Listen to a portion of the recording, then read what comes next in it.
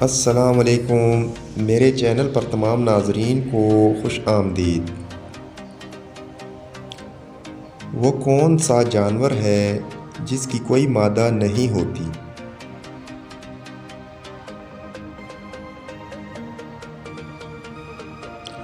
جواب ہے خچر۔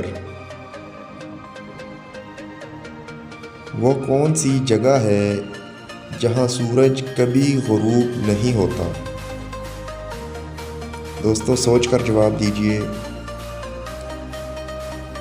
اس کا جواب ہے خلا میں۔ اگلا اور آخری سوال ہے، پاکستان میں کتنی زبانیں بولی جاتی ہیں؟